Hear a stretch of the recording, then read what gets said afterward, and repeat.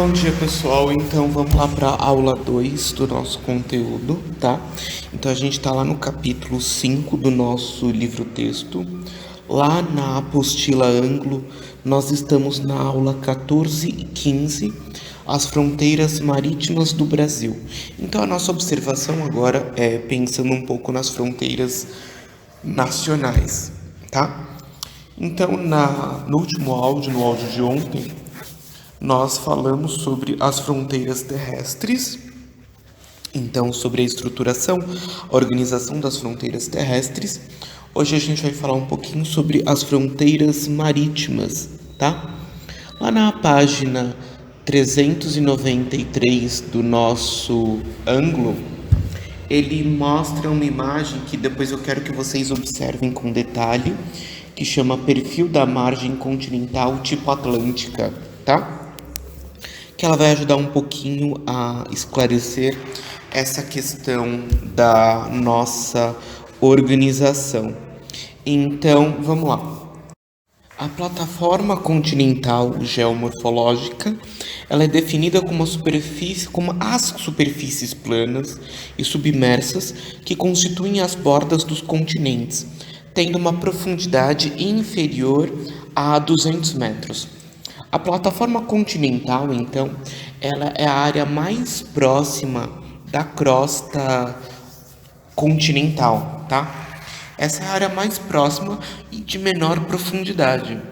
Após a plataforma continental, nós temos o talude continental, o sapé continental, que constituem a margem continental tipo atlântica. Então, a margem continental tipo atlântica, ela é constituída por três áreas: pela plataforma continental, que não chega a 200 metros de profundidade, ao talude continental, que é uma descida íngreme em direção à crosta oceânica, e a elevação ou sapé continental, que é a área de maior profundidade até a crosta oceânica, tá? Então nós temos estas três constituições formando o que a gente vai chamar de margem continental do tipo atlântica, tá? Muitas vezes nós pensamos na legislação territorial pensando de uma forma somente no sentido terrestre, continental, mas no princípio oceânico também existem legislações que garantem a nossa utilização, tá? Então, não é só o continente que pertence a uma nação.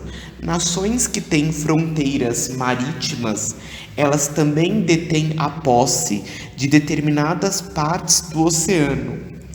Então, quando a gente fala aqui da plataforma continental geomorfológica, ela estende-se da linha base da costa litorânea até o talude continental, apresentando uma importância econômica, tá?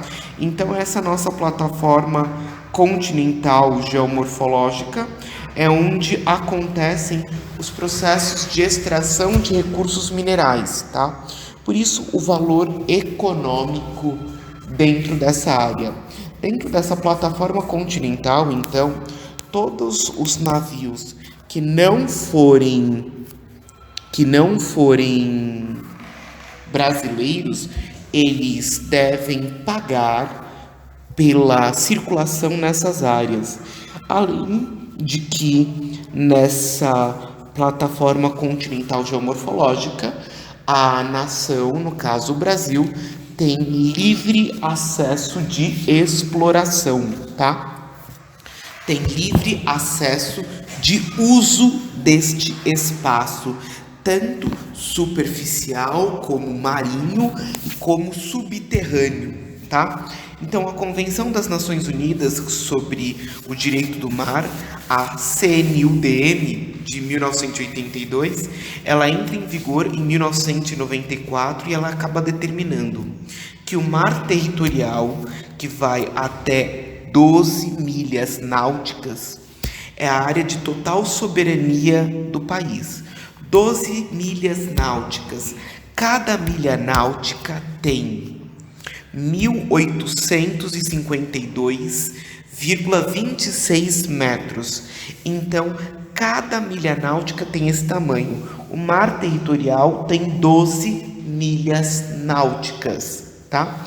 Então, o mar territorial é a área de soberania absoluta do país. A zona contígua vai até 24 milhas náuticas. É a área com direitos de fiscalização.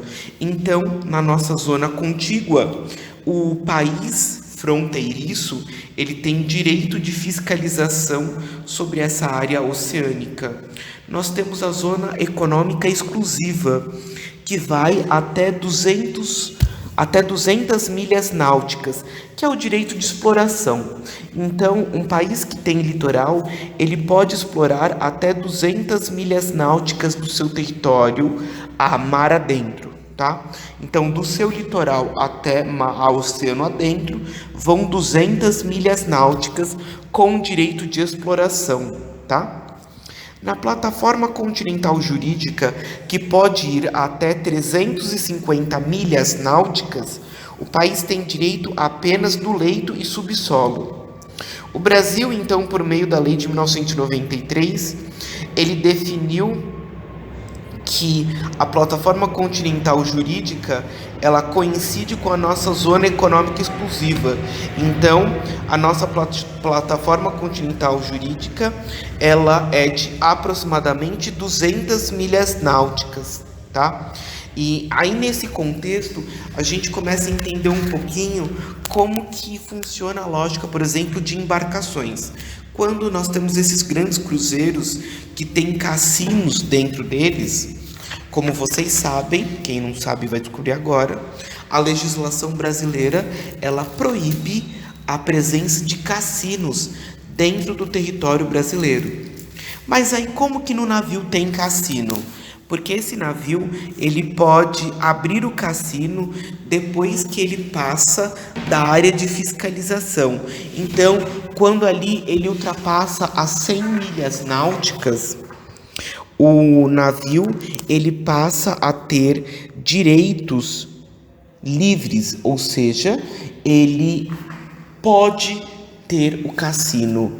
Por quê? Porque não é a área de fiscalização brasileira, não é a área onde a legislação brasileira vigora. Se a gente pegar um pouquinho o que está acontecendo no mundo hoje com relação à pandemia, a gente está vendo um dos problemas principais está na questão das embarcações.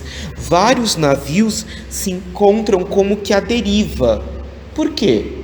Porque muitas vezes ele saiu de um país, está indo para outro, só que aquele país onde o navio vai atracar não autorizou a entrada da população do outro país. E aí o que isso acontece? Imagina que a gente tem um problema de fiscalização, a gente tem um problema de autorização de entrada em países vizinhos, de uma forma muito mais demarcada, tá? Então os cruzeiros, eles muitas vezes facilitaram essa interação entre nações, mas nesse momento, na situação em que o mundo vive, está se mostrando um grande risco.